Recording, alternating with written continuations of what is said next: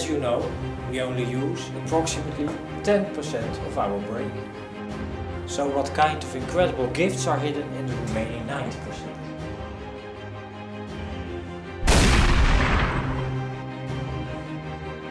It was the start of the drug Visupra.